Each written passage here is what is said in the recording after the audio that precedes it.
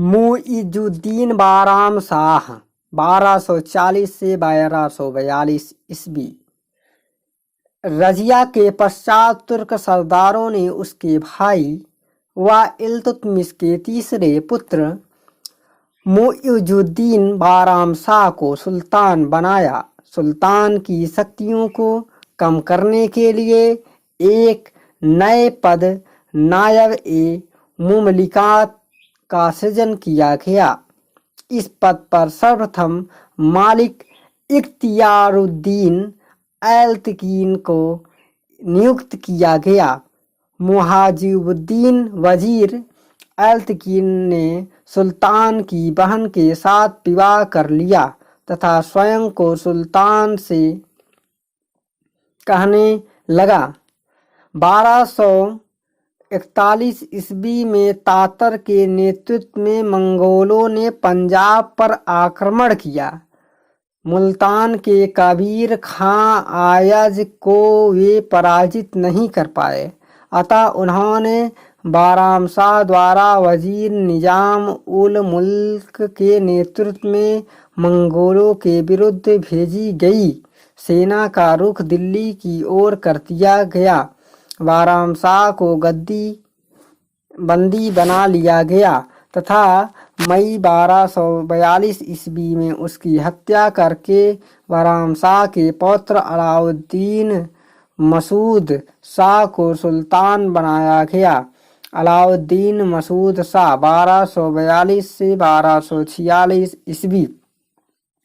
अलाउद्दीन मसूद शाह बाराम शाह के भाई रुकनुद्दीन फिरोज शाह का पुत्र थे व इल्तुतमिश के पौत्र था। उसके समय में तुर्क सरदार सर्वोच्च बने रहे तथा मसूद शाह के पास केवल सुल्तान की उपाधि मात्र ही रह गई। 40 सरदारों में से बलबन को अमीर-ए-हाजिब नियुक्त किया गया। धीरे धीरे सारी शक्ति बलबन ने अपने हाथों में एकत्र कर ली। 1245 ईस्वी में मंगोल एक बार फिर भारत में प्रकट हुए। बलबन ने मंगोल नेता मंगू के विरुद्ध सल्तनत की सेना का संचालन करके लाहौर, उच्छ व मुल्तान पर अधिकार कर लिया। उसने 40 के सदस्यों का विश्वास भी प्राप्त कर लिया तथा नसरुद्दीन महमूद व उसकी मां से मिलकर अलाउद्दीन मसूद शाह के विरुद्ध एक षड्यंत्र रचा। 10 जून 1246 ईस्वी को 4 वर्ष 1 मास और 1 दिन के शासन के पश्चात अलाउद्दीन मसूद को कैद कर लिया गया। नसरुद्दीन महमूद को सिंहासन पर बिठाया गया। नासिरुद्दीन महमूद 1245 से 1265 ईस्वी। 1236 ईस्वी में 1246 ईस्वी के काल में नसरुद्दीन महमूद राज्य में अमीरों एवं तुर्क सरदारों की शक्ति का प्रभाव देख चुका था, अतः उसने राज्य की समस्त शक्ति बलबन को सौंप दी। नसरुद्दीन महमूद के शासनकाल में मिनहाजुद्दीन सिराज मुख्य काजी के पद पर था। उसने अपनी पुस्तक तबकात-ए-नासिरी लिखी। अगस्त 1249 को सुल्तान ने बलबन को उलुग खां की उपाधि प्रदान की। बाद में उसे अमीर-ए-हाजिब बनाया। कालांतर में 1253 ईस्वी में बलबन को पदच्युत करके हासी भेज दिया गया। मालिक मोहम्मद जुनैद के वजीर किसलू खां बलबन का भाई को नायब अमीर-ए-हाजिब और इमाउद्दीन रेहान को वकीलदार या अमीर-ए-हाजिब का पद दिया गया। बलबन ने तुर्क सरदारों का समर्थन प्राप्त किया। 1255 ईस्वी में पुनः नायब-ए-मुमलिकात का पद प्राप्त कर लिया। संभवतः इसी समय बलबल ने सुल्तान से छत्र यानी सुल्तान के पद पर प्रतीक प्रयोग की अनुमति प्राप्त कर ली। नसरुद्दीन महमूद के काल में बलबल ने ग्वालियर, रणथंभौर, मालवा तथा चंदेरी के राजपूतों का दमन किया। दिल्ली के आसपास के क्षेत्र में लुटेरे मेवातियों का दमन किया तथा प्रतिद्वंदी मुस्लिम सरदारों, रहान आदि की शक्ति को कुचला। उसने 1249 ईस्वी में मंगोल नेता हलाकू से समझौता करके पंजाब में शांति स्थापित की। 12 फरवरी 1265 ईस्वी में सुल्तान की अचानक मृत्यु हो गई। क्योंकि नसरुद्दीन महमूद का कोई पुत्र नहीं था, अतः बलबन उसका उत्तराधिकारी बना। गयासुद्दीन बलबन 1265 से 1287 ईस्वी। गयासुद्दीन बलबन 1265 से 1287 ईस्वी। नसरुद्दीन के साथ ही इल्तुतमिश के सम्मी वंश का अंत हुआ।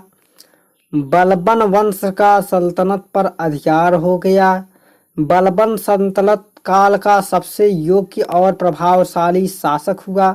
बलबन का वास्तविक नाम बहाउद्दीन बलबन था। उसे ख्वाजा जमालुद्दीन बसरी नामक व्यक्ति खरीद कर 1242 यानी 1233 ईस्वी में दिल्ली लाया था। इल्तुतमिश ने ग्वालियर को जीतने के उपरांत बहाउद्दीन को खरीद लिया था। अपनी योग्यता के आधार पर ही वह इल्तुतमिश और रजिया के समय में अमीर ए आखूर तथा मसूद शाह के समय में अमीर ए हाजिब के रूप में राज्य की संपूर्ण शक्ति का केंद्र बना। 1265 ईस्वी में वह गयासुद्दीन बलबन के नाम से सुल्तान बना। बलबन ने इल्तुतमिश द्वारा स्थापित 40 सरदारों के दल को समाप्त किया तथा बलबन के विद्रोही सरदार तुगरिल खां का दमन किया। तुगरिल खां को पकड़ने में मालिक मुकउद्दीन ने बहुत साहसिक व कठिन कार्य किया, अतः बलबन ने उसे तुगरिलकुश यानी तुगरिल की हत्या करने वाला उसकी उपाधि प्रदान की। पश्चिमोत्तर में मंगोलों से निपटने के लिए बलबन ने इमादुल मुल्क को दीवान ए अर्ज नियुक्त किया। सीमांत प्रदेश में कई किलों का निर्माण करवाया। उसने वृद्ध व अयोग्य सैनिकों को पेंशन देकर मुक्त करने की नीति अपनाई और अपने सैनिकों को नगद वेतन दिया। तुर्क प्रभाव को कम करने के लिए उसने सिजदा यानी घुटनों के बल सिर झुकाना, पाबोस यानी सुल्तान के पांव चूमना तथा नवरोज उत्सव की फारसी परंपराओं का प्रचलन अनिवार्य कर दिया। विद्रोहियों के प्रति उसने लौह एवं रक्त की नीति का अनुसरण किया। बलबन ने एक अत्यंत कुशल जासूस व्यवस्था का गठन किया।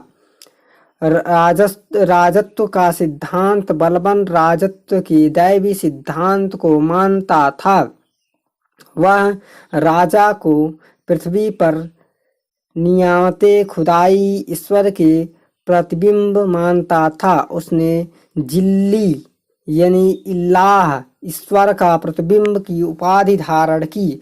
उसने ईश्वर, शासक तथा जनता के बीच त्रिपक्षीय संबंधों को राजपद पर आधार बनाना चाहा।